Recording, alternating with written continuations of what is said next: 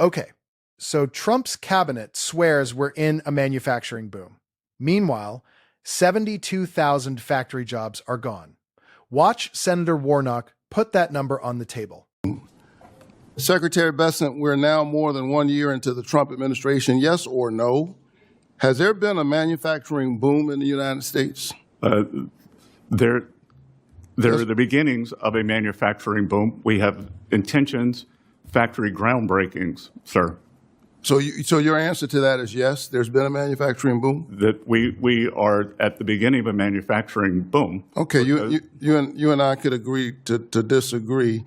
But more importantly, manufacturers are telling us something different. Manufacturers are struggling because of the president's policies, and that's what they keep telling us, and the facts keep telling us. In fact, just this past Monday, the Wall Street Journal published this article entitled, "U.S. Manufacturing is in Retreat, and Trump's tariffs aren't helping." I request consent to enter this article into the hearing record. Mr. Chairman? Without objection. Secretary Bessent, do you know how many manufacturing jobs the United States has lost since Liberation Day in April 2025, when the president first announced his tariffs?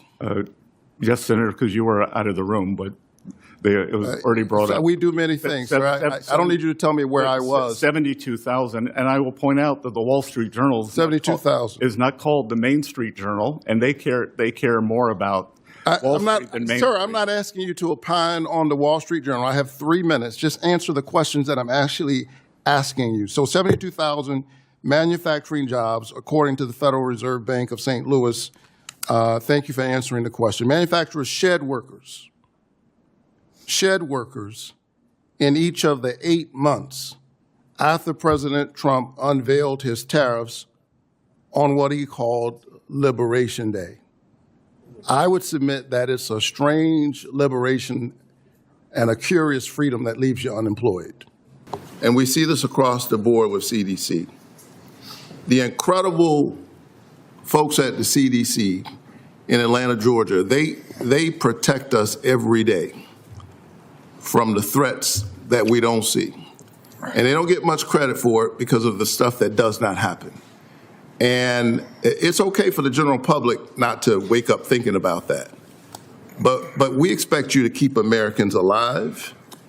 And the cutting that we're seeing, these draconian cuts for an agency that you said you wanted to restore to be the leader in infectious disease, yet you're cutting the coverage of infectious disease. Personally, sir, even as you seem distracted while I talk to you about deadly diseases, I think you're dangerous to the American public, and you ought to be fired.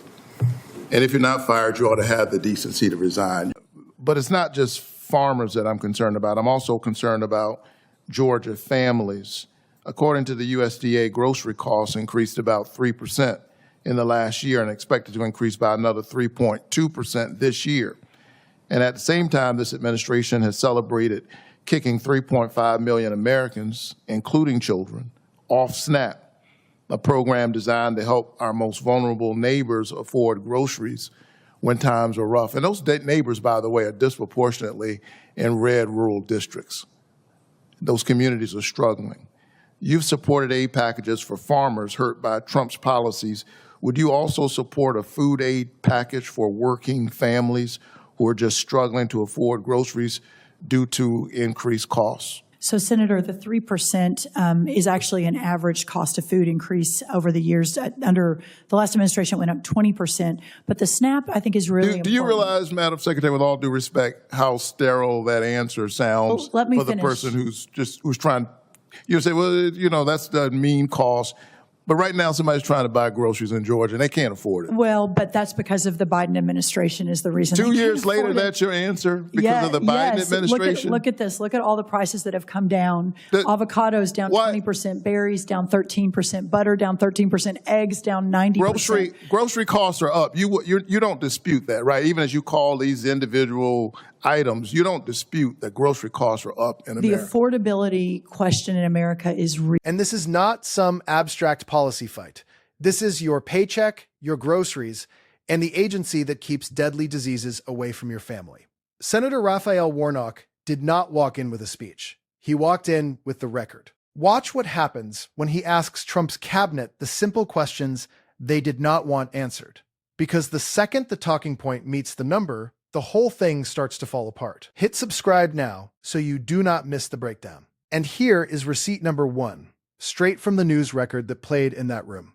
Trump tariffs trigger manufacturing retreat as economy stalls. Despite the administration's relentless promises of an economic boom, recent reports confirm that aggressive Republican tariff policies are actively strangling the manufacturing sector. As highlighted in this recent news broadcast, the loss of 72,000 manufacturing jobs exposes the severe disconnect between GOP rhetoric and the devastating reality facing American factory workers under these trade wars.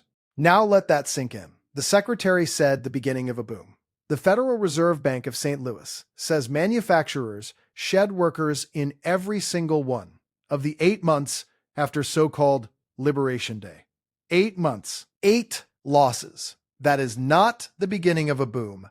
That is a retreat with a slogan taped over it. So, here is where the dodge really shows. Warnock asked a yes or no question. Has there been a manufacturing boom?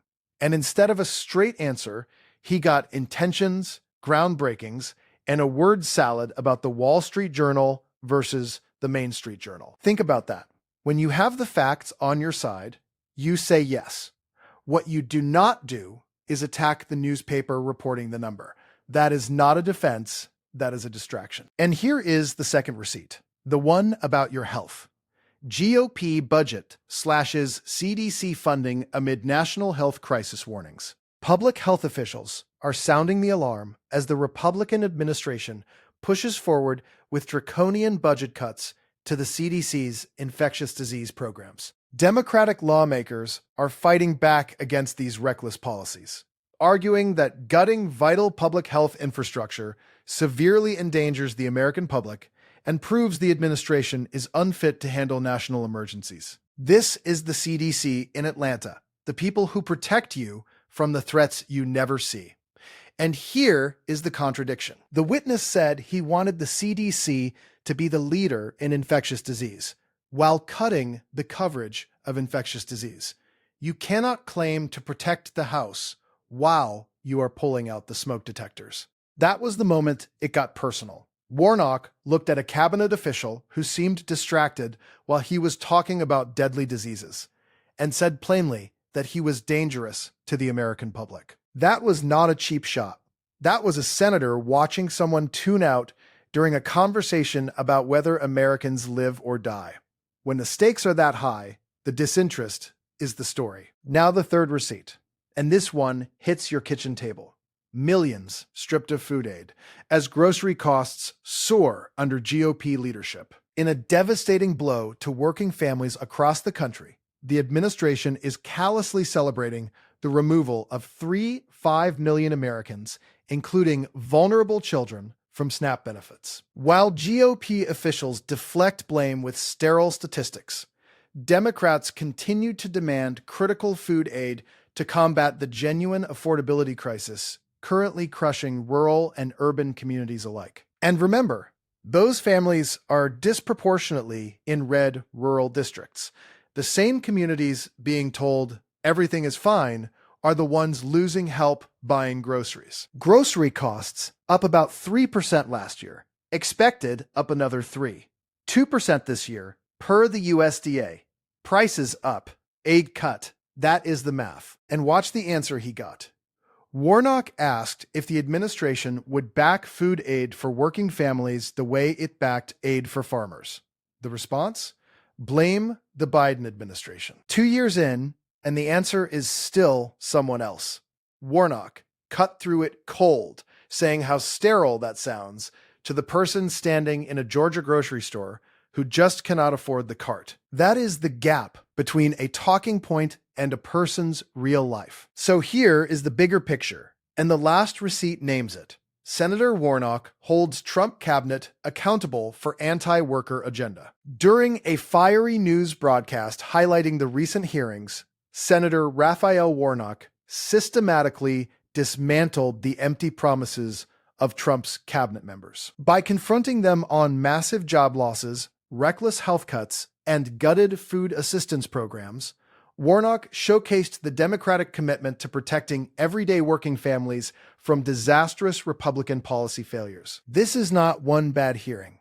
It is one pattern, booming while jobs vanish, protecting health while cutting the CDC, celebrating affordability while stripping food aid and watching prices climb.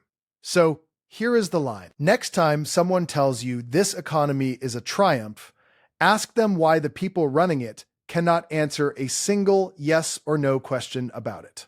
They wanted the headline. They wanted the boom slogan. But Warnock put the record on the table, and the record does not blink.